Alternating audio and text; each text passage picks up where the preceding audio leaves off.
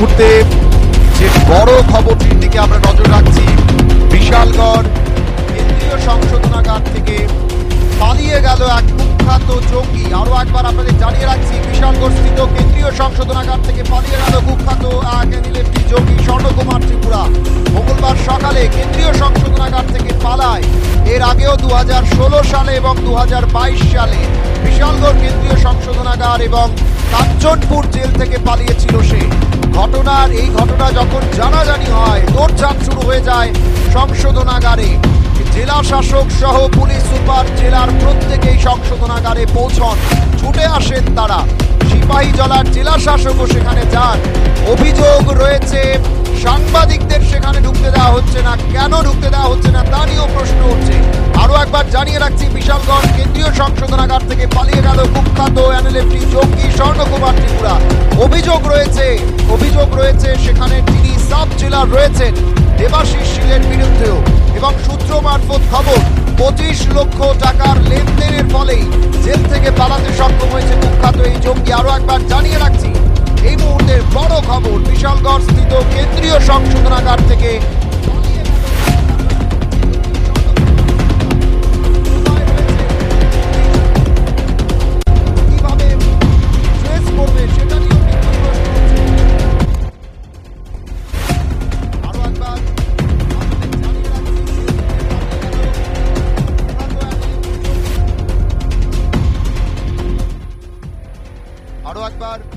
আপনাদের জানিয়ে রাখবো, জেল থেকে পালিয়ে গেল কুখ্যাত এনএলএফটি জঙ্গি স্বর্ণকুমার ত্রিপুরা।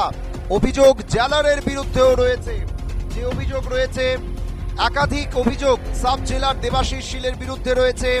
এবং সবচাইতে বড় বিষয়, রাজ্যের কেন্দ্রীয় সংশোধনাগার এখন জেলারহীন এবং সেখানে সাব জেলারের দায়িত্ব পালন করছে দেবাশিস শীল।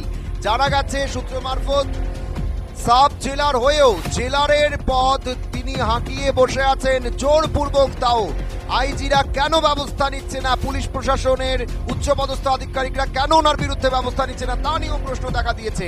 তাছাড়া এর আগেও যখন কেন্দ্রীয় সংশোধনাগারে চাল চুরির অভিযোগ উঠেছিল, তখন তদন্ত করা হয়েছিল, তদন্তের রিপোর্ট আসে, যা এখনো ফাইল চাপা পড়ে আছে, কিন্তু এখনো ব্যবস্থা নেওয়া হচ্ছে না। বিভাগীয় তদন্তের নির্দেশ দিয়েছিলেন আইজি, সেই নির্দেশের পরেও কেন এখনো পর্যন্ত ব্যবস্থা নেওয়া হচ্ছে না দেবাশিস শীলের বিরুদ্ধে তা নিয়েও কিন্তু প্রশ্ন উঠছে। আরো একবার জানিয়ে রাখছি, বিশালগড় কেন্দ্রীয় সংশোধনাগার থেকে পালাতে সক্ষম হয়েছে কুখ্যাত এনএলএফটি জঙ্গি স্বর্ণকুমার ত্রিপুরা। অভিযোগ, 25 লক্ষ টাকার লেনদেনের ফলেই এই কুখ্যাত এনএলএফটি জঙ্গি পালাতে সক্ষম হয়েছে। আরো একবার জানিয়ে রাখছি, এই মুহূর্তের বড় খবর, বিশালগড় স্থিত কেন্দ্রীয় সংশোধনাগার থেকে কুখ্যাত এনএলএফটি জঙ্গি স্বর্ণকুমার ত্রিপুরা পালাতে সক্ষম হয়েছে এবং কেন ওনাকে পুলিশ আটক করতে পারছে না তা নিয়েও কিন্তু প্রশ্ন উঠছে। এবং এই মুহূর্তে যে খবরটির দিকে আমরা নজর রাখছি, বিশালগড় কেন্দ্রীয় সংশোধনাগার থেকে কুখ্যাত এনএলএফটি জঙ্গি স্বর্ণকুমার ত্রিপুরা পালাতে সক্ষম হয়েছে দেবাশিস শীল, যিনি সাব জেলার রয়েছেন, ওনার বিরুদ্ধে অভিযোগ রয়েছে একাধিক। এবং যেটা সূত্র মারফত জানা যাচ্ছে, 25 লক্ষ টাকার লেনদেনের ফলেই জেল থেকে পালাতে সক্ষম হয়েছে কুখ্যাত এই জঙ্গি।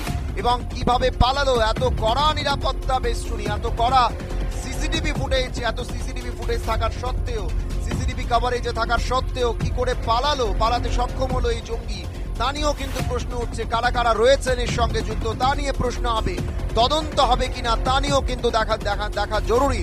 এবং বিশালগড়ের কেন্দ্রীয় সংশোধনাগার, যেখান থেকে পালাতে সক্ষম হয়েছে কুখ্যাত এনএলএফটি জঙ্গি স্বর্ণকুমার ত্রিপুরা, কি বলছেন যারা জেল কর্তৃপক্ষ রয়েছে তাদের বক্তব্য আমরা শুনবো। না করছে কি সাংবাদিকের বাড়ি থেকে ক্যামেরা করতো না করছে না আপনারা কেউ মানে কইছেন যে সাংবাদিকরা ক্যামেরা করতে পারতো না, বাইরের থেকে সাংবাদিকের কাজ করতে পারতো না? আমরা তো খবর পাই আইছি না, আসামি ডাকি যেন খবর পাই আইছি।